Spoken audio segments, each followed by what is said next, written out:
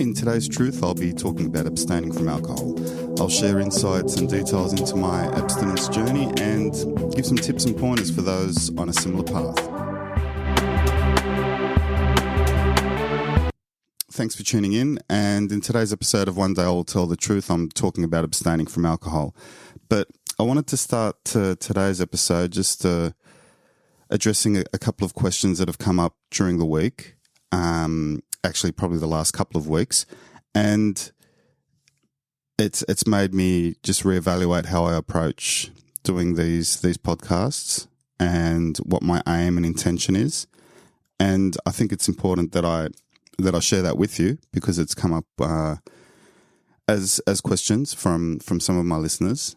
And I guess just to address the heading of the podcast first and foremost. So one day I will tell the truth. And that relates to a period in my life when I was around 9 years of age. I was going through a pretty tough stage, and I'd just started to learn how to read. And it relates to a period when I was starting to question a lot of things. I guess as kids we question everything from a very young age, but things weren't making sense to me at this stage, and I was just starting to learn how to read. I went to a Catholic school, and we'd just been everyone had to buy a Bible, so we just bought the Bible, and I'd started reading the Bible, and I had this epiphany, if you can call it that. I had this thought that came to mind. I was about, I don't know, I was a few pages in. I was getting through the first book of the Bible, Genesis, and I felt really conflicted, and I just had this thought.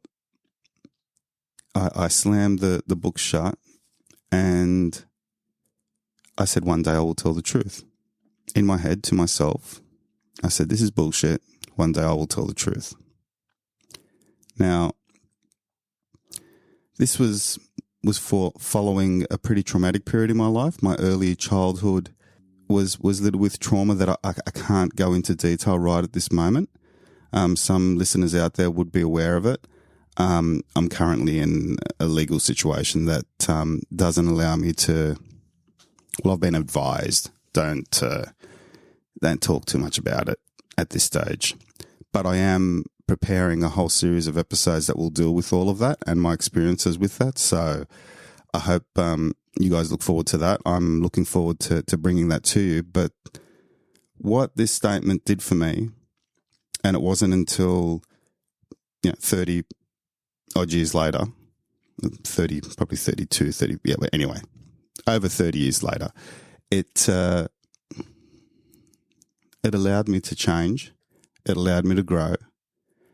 And it allowed me to really look at my experiences, what I'd witnessed, what I'd experienced, what I'd encountered, and call it out for what it was, and apply that to pretty much everything else in my life. And I guess getting to today's subject of abstinence, abstaining from alcohol in particular, it allowed me to stop drinking because I applied it to that behavior. And when I really looked at what it was doing to me, what it had done to the people around me, why I was drinking, the physical, psychological effects that it was having on me, there was no alternative. If I was really honest with myself, there was only one answer there was only one way forward, and that was to stop. And I'd had glimpses of that. I had tried a couple of times in my early 40s to slow down with the drinking, to stop entirely, and without success. But it was all getting me closer to that final period of where I am now, or that final stage where I'm at now, where I haven't had a drink for coming up on 7 years. It was May 2014, and I was I was also prompted to do this episode because I'd made a few friends in the last couple of weeks in the acting arena, a couple of young women who I met during a series of workshops that I did, and two of them were in the process of abstaining. They were both on 3 or 4 weeks in. I guess a part of a New Year's resolution experience. And, that really, obviously I could relate to that. I mentioned to them that I was coming up on 7 years, and they were just shocked. And I guess the shock didn't so much come from me having done 7 years as so much as to them thinking about themselves and their struggle with having not had a drink for 3 or 4 weeks, and then, having this realization, wow, this guy's been off it for 7 years. And there was a little connection there. There was a moment where I could relate to what they were going through. And I mentioned to them that I had done the New Year's resolution podcast and the dangers associated with it. And they both related to that they'd been struggling with friends who were drinking still and drinking quite heavily and partying. And yeah, it was good to see that people were confronting, the problems that they were having with drinking in an honest way and going through those struggles. And I think they appreciated the fact that they saw someone who was in my situation who had been able to do it. The other thing, a couple of other friends have also slowed down or have stopped for a number of weeks. Another actor friend, another friend from another social circle, who's on his second time around slowing down. The last time was about 12 months ago, and he's doing pretty well. He's on about 5 or 6 weeks in, and he came and had a chat with me when he slowed down a while back, and mentioned that he was struggling. And it was causing issues with his relationship and with his behavior and in general, and just he was looking for some insights, and I assisted him as best as I could. But he started drinking again having about a month off, and now he's back again. He's off again after 12 months since after that, and he's feeling great about it. And look, it's up to the individual. It's whatever works for you. If you stop, and then it means that you limit your alcohol intake down the track, that's great. It's whatever works for you. But if the important thing is if you recognize the truth of your situation, which is this stuff is not doing me any good, well then you got to be honest with yourself and do something about it. Another actor friend who, I would consider quite a heavy drinker. He has stopped for a number of weeks. He did have a few drinks. He mentioned to me a little while ago, after having stopped for about 3 weeks.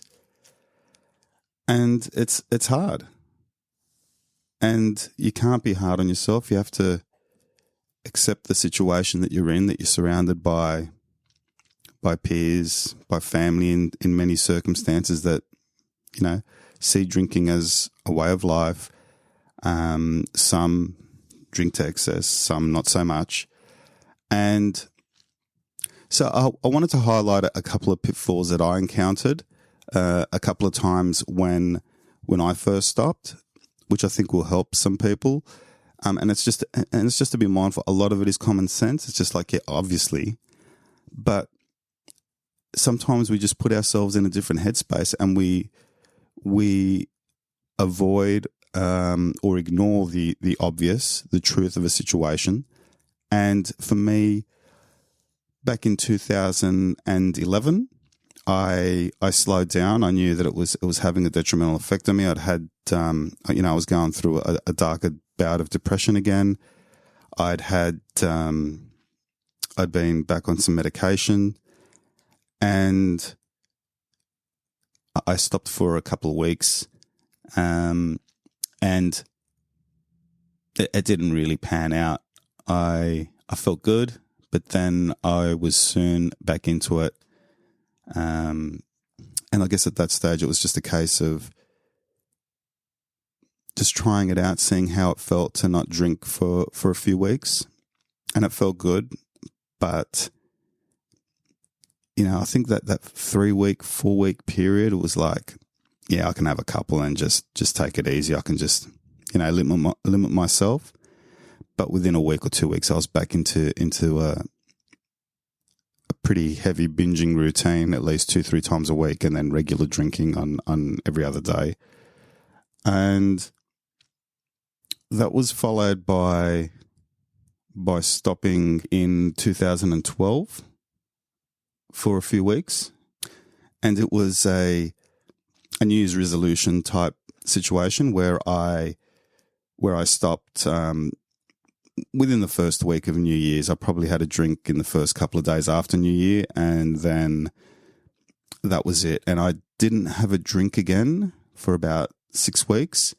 And I remember it distinctly because I had a wedding to go to, and it was a Valentine's Day wedding. So for anyone who's been to one of those, yeah. And so there were a few things happening for me psychologically around the fact that it was a wedding, and not only was it a wedding, it was on Valentine's Day, which brings up a whole range of things mostly for single people, but even people that are in relationships. And the thing about it was I had already set myself up for failure prior to going to the wedding. So I'd already decided that A, I was going to drive, but B, I was going to allow myself to have a couple of drinks, a couple of beers at least, and not get over the limit. I decided to drive a couple of friends, a couple that I knew that were also going to the wedding, obviously, and I picked them up, and on the way we stopped at the pub. So that tells you off the bat, like, I was already subconsciously on a bender. It was like, we're not even going to wait to get to the wedding and have the complimentary beer or wine. We're going to stop at the pub and have one.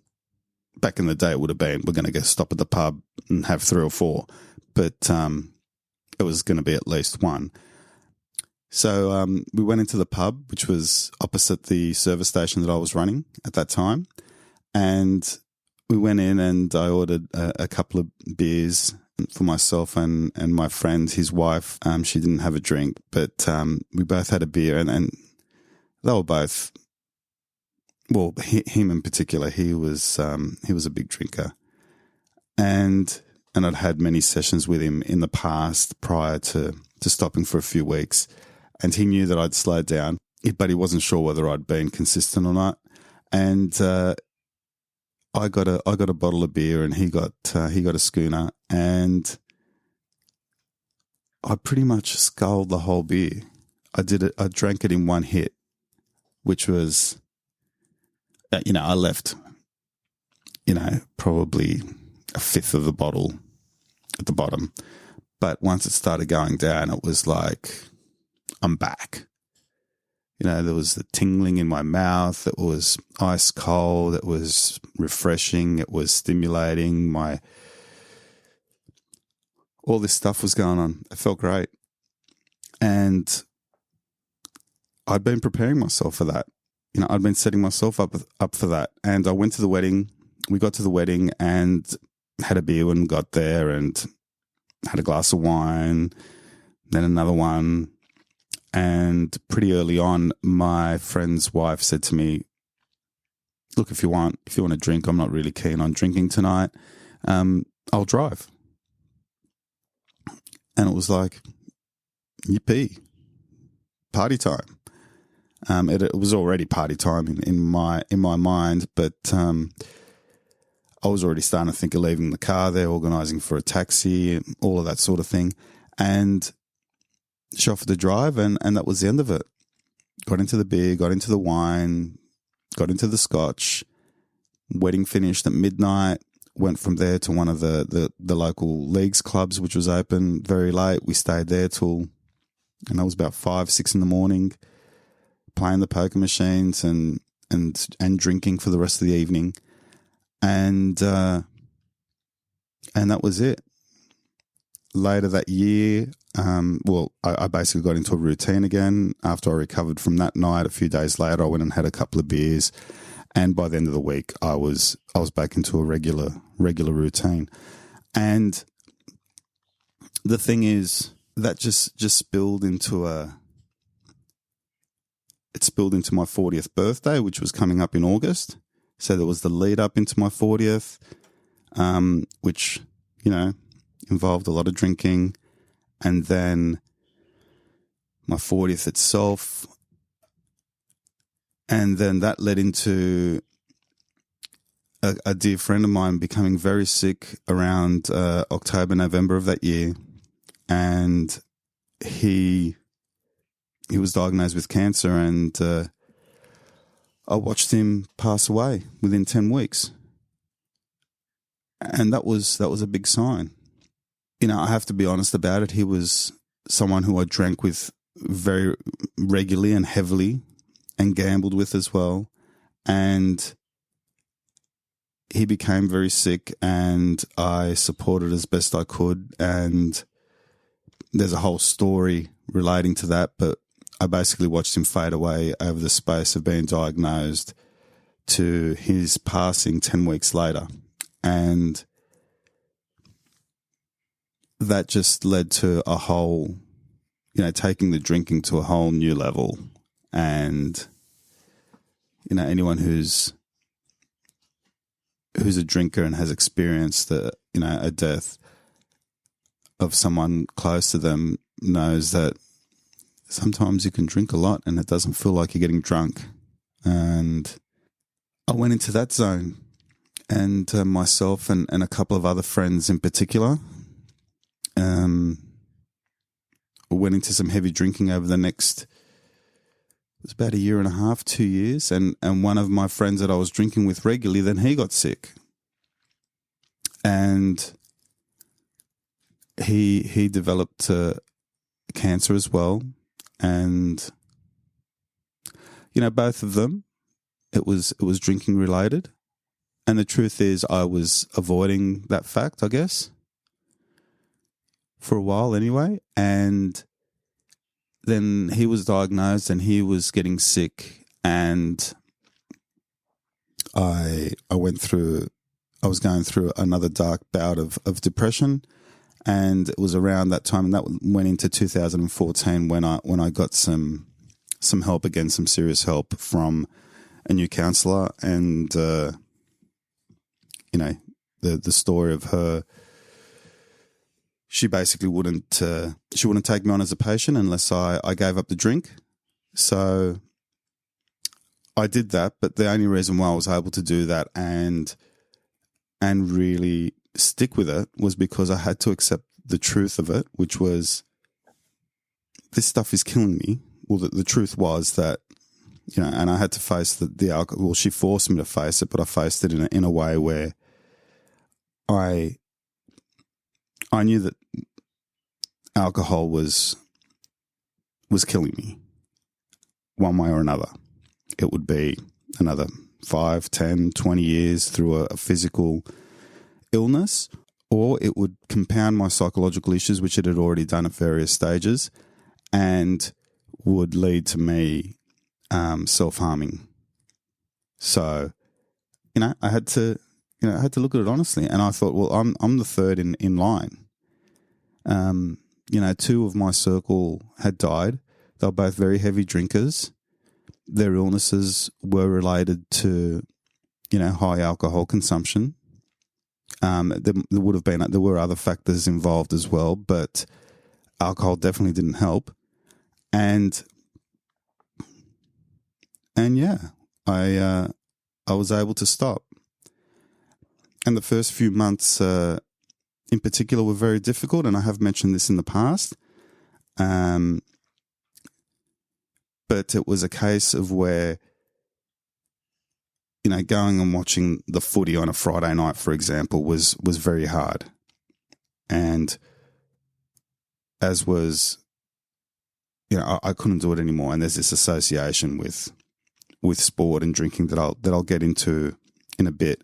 But my regular routine quite often was to pub Friday nights as well, leading to the footy, whole bunch of drinking, hanging out with the guys, all of that.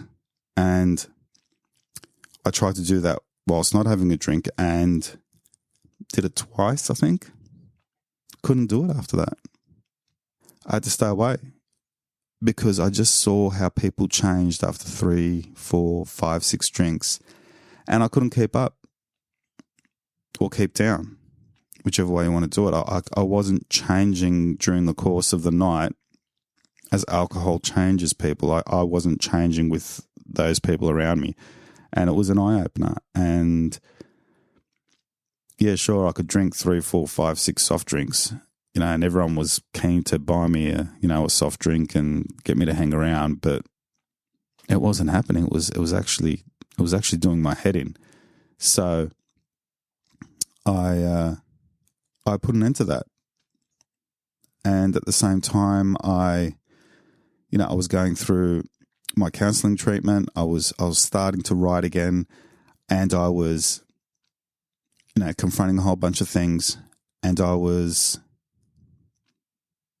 also travelling to Byron quite regularly, which is where my psychologist was based, up in Byron Bay. So that helped a bit. Got my writing mojo happening, and then into 2000, going into 2015, I had been writing stuff, but that's when I took up acting, and that helped to get through other periods that were affecting me and affecting my ability to stay off the drink. I was faced with some legal dramas with one of my service station landlords that had been going on for a couple of years, and I found that once I took up acting and had that different behaviour, that different activity to focus on, that really helped.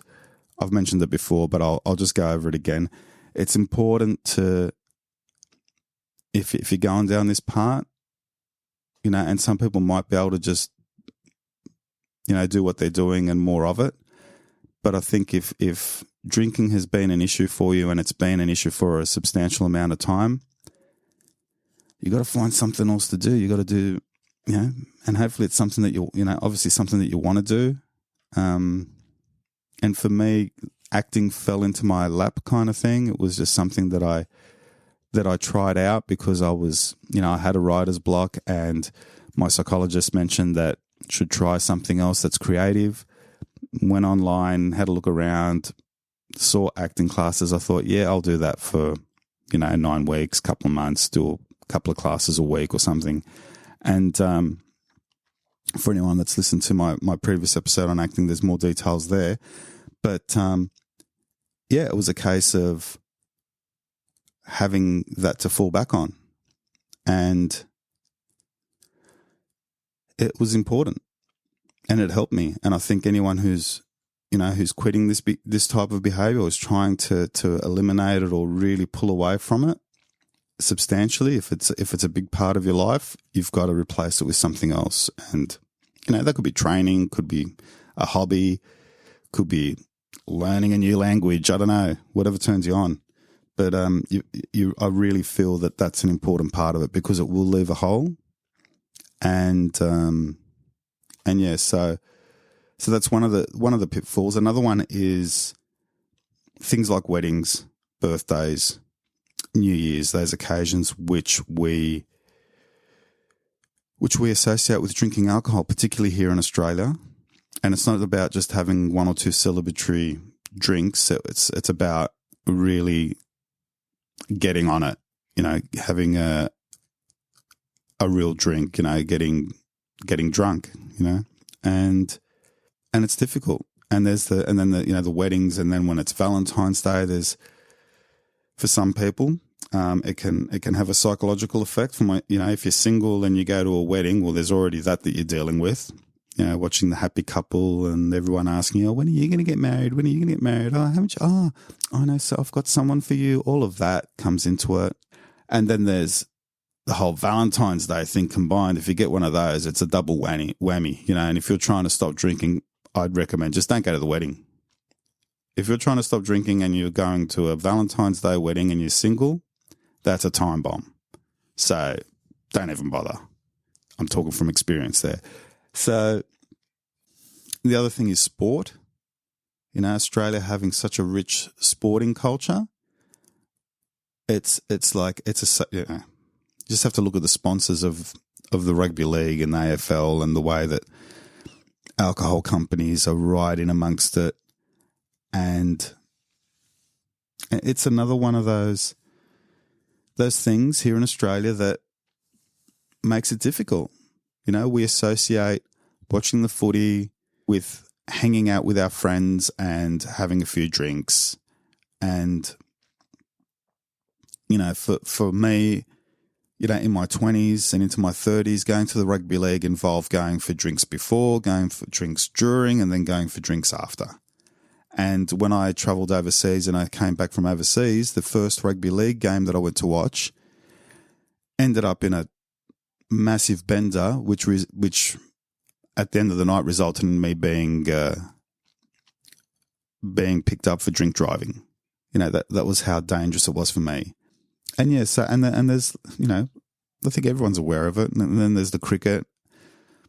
You know, the horse racing, the big horse racing events. Everyone's seen footage of Melbourne Cup, and, you know, that's another instance where, you know, every year I had a massive bender, and I'm talking starting at 9 o'clock in the morning on a Melbourne Cup day, 9, 10 o'clock, we'd start drinking and getting ready for the first races. And then, you know, there was a whole drinking and gambling epic day. And epic's probably not the right word, but you get what I'm saying. It was just a massive day. And as it is for many, many, many people, I think COVID slowed things down a bit as well for that, which is good. I'll go into the whole gambling side of things at a future date, which I've promised to do. Obviously, Melbourne Cup will be covered in that. But, you know, there's a massive drinking culture associated with the horse racing fraternity as well, and with spectators that go to those sorts of events. Same with the cricket. And to top it off, you have politicians that, you know, are always looking for the photo op, and quite often that includes, you know, sculling a beer with a few fans at the cricket or something like that. And it's, when I see that, it just makes me sick. I don't know who buys into that. Maybe subliminally, you know, people have done studies on this shit and know that it works, so that's why they do it. And particularly our most recent Prime Minister, like, I remember Bob Hawke doing it, and I didn't think much of it back in the 80s. You know, having a guy as Prime Minister that was, you know, that held a world record for being able to drink a beer in the fastest time. It was a novelty thing, but it just shows what, you know, our culture. And look, I think it's changed since then, but I think some people, some politicians in particular, are still trying to tap into that psyche, or that part of the Australian psyche.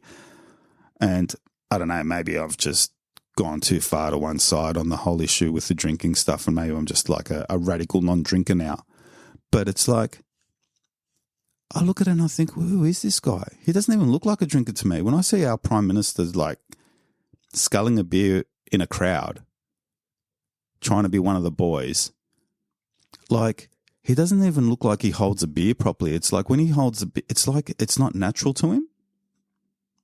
That's just me. That's just what I see. And it's like, yeah, I think he's more of a Scotch or Scotch drinker, and when he drinks a beer, it's like he's just putting a show on for the fans, kind of thing. I don't know.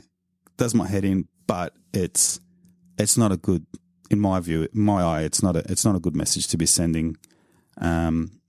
Politicians on all sides do it, so I don't want to single out anyone in particular, but I have. But just because it just looks so blatantly obvious when our current Prime Minister does it. And that plays into our psyche as well, because especially for people that are trying to stop drinking, because they think, oh, well, it's just part of what it means to be Australian. And look, I don't know. It's just, no, I do know. It's just bullshit. It's just bullshit. And so, yeah, I think everyone recognizes that we have a culture here in Australia that in some ways glorifies drinking, and that's probably not the healthiest way forward. And particularly when we associate it with people playing sport and being healthy, it just seems hypocritical and absurd. And so, yeah, again, not everyone has a drinking problem. Not everyone drinks to excess, but I think here in Australia, it is a bigger problem that, it's a much bigger problem than we let on. When I traveled to Europe, I was exposed to, various cultures, and I saw the clear difference between some of the Anglo cultures as opposed to some of the Southern European cultures up close. In Spain, for example, their drinking culture is much, how can I put it, more mellow. They still drink quite a bit, but they pace themselves. It's not about getting shit-faced. And when they do start to get a little bit, happy, we'll call it, they'll slow down, have a little bite, then get back into it again. It's like it ebbs and flows. Being pissed is really frowned upon. It's really like if you're drunk on the streets, it's disgusting. It's like you're an embarrassment. Whereas here in Australia on a Friday, Saturday night, it's like whatever. And even with, and then contrasting like the Spanish kind of style to, and it's the same with, in Italy and even in France where, drinking is a way of life. It's like with a meal, you have a drink before dinner and then you drink during dinner, then you have a certain drink after dinner. There's that whole ritual of drinking, but it's different, it's just different. Whereas, being around a lot of English people and Irish people, it was a complete contrast. It was much more in alignment with what I'd experienced here in Australia, and of people drinking to get smashed. So, I lived in Ireland for a little over 12 months, and it was very similar to Australia. A lot of parallels there, particularly when it comes to sports, around certain events, everything, looking for reasons to basically get shit-faced. And even if there isn't a reason, if there isn't a birthday or something to celebrate, we'll make one up.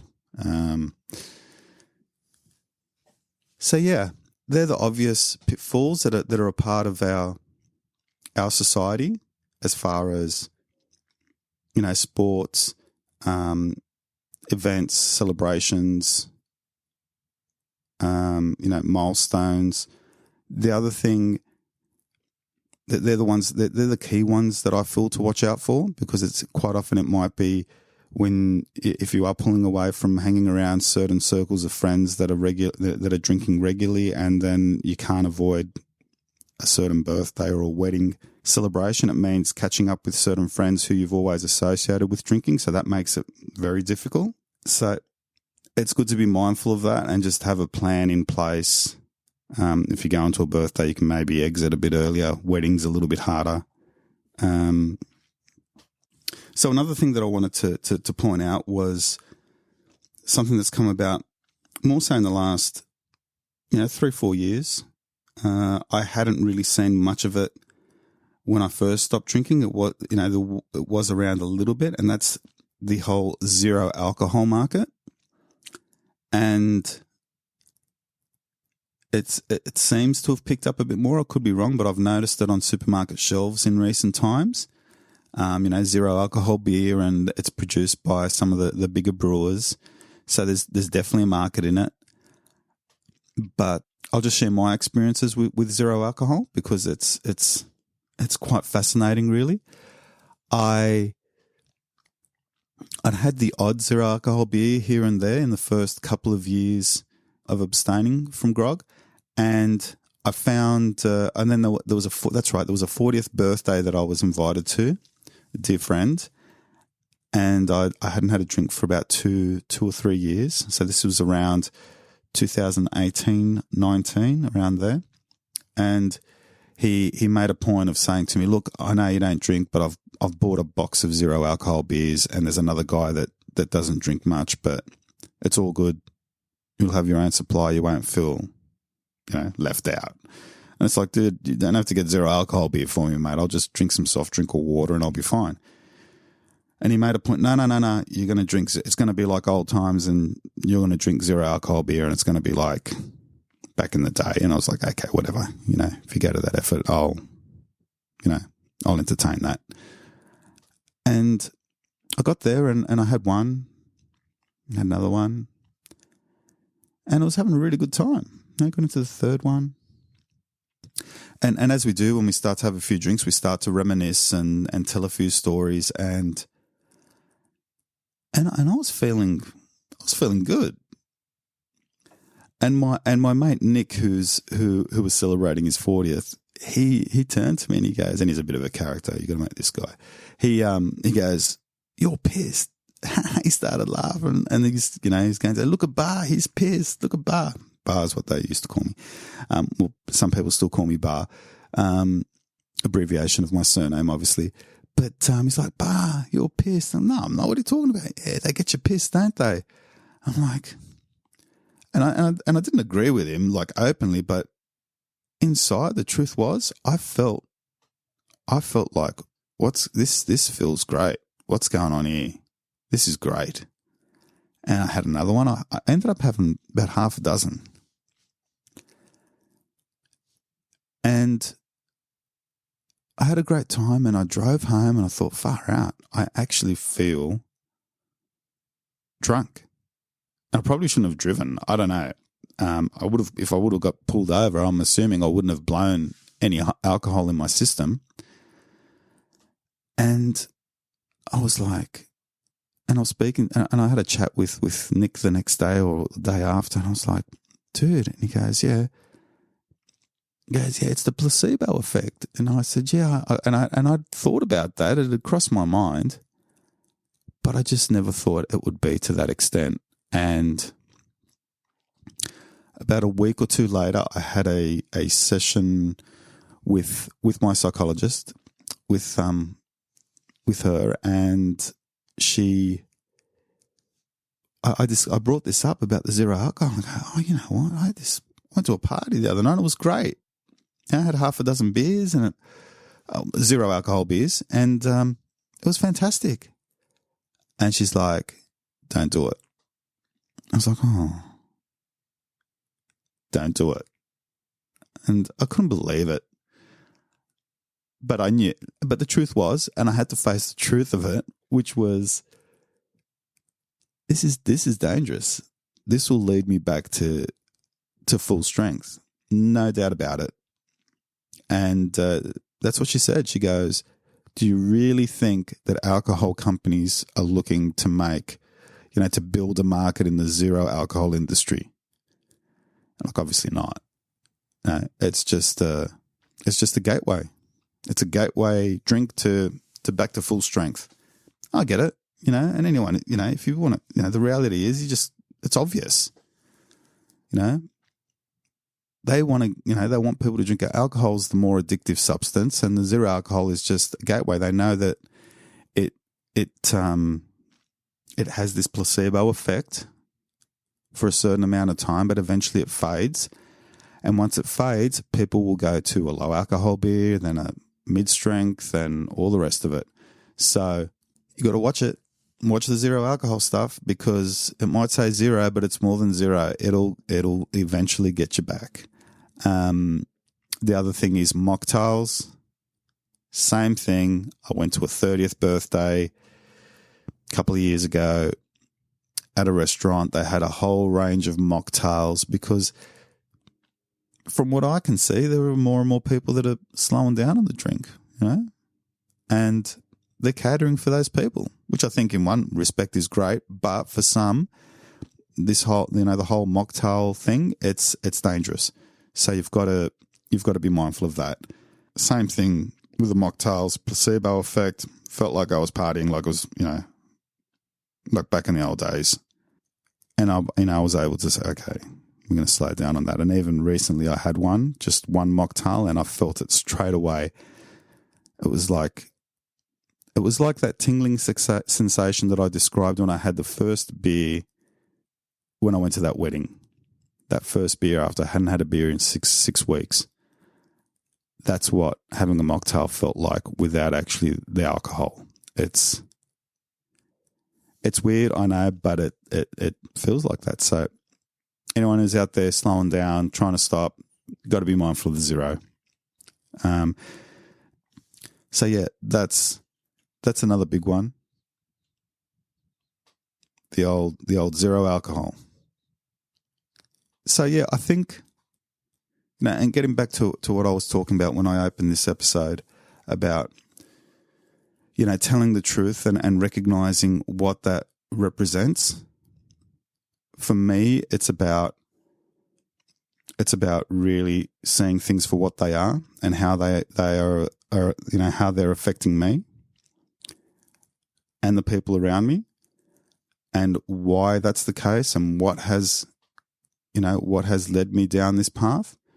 And if you're really clear on that and you're really honest with yourself, well, then there's no way but there's no way forward but to change and to evolve and to become a better, healthier, grounded human being. There's no way around it, and that's what I'm hoping to achieve through these podcasts. It probably hasn't been as clear as I would have liked in previous episodes, but and that's why there's been a bit of a delay coming into this latest one, just because I was just trying to get my head around. Quite often I feel like I am coming from a grounded place, but often I'm just maybe ranting on a bit or avoiding getting really truthful when I'm presenting these episodes. So hopefully this one has been a bit more grounded, a bit more enlightening, a bit helpful at the same time, and I guess really honest and raw, so as to help you guys that are listening in, or help yourselves, or to help someone else that that needs a bit of help. And and if you know someone that is slowing down on the grog, don't go offering them zero alcohol. Don't do that. No good. Offer them a tea, or have a bunch of herbal teas in the teapot or something. In your tea cabinet, wherever you store your tea. Or if you don't have herbal teas, get some herbal teas or something like that. The other thing I didn't mention was caffeine. Caffeine's an issue as well. If you're drinking too much caffeine, you can trick yourself into thinking that you can drink more alcohol. So watch that. Or drinking alcohol again, and limiting your consumption. It's another little mind trick that, a drug like coffee can play on you. And yeah, so hopefully that's been helpful. In the next episode, I'm going to talk about going bankrupt, operating a small business in the current climate. Even though I haven't been in small business for a number of years, I'm going to share my experiences on that.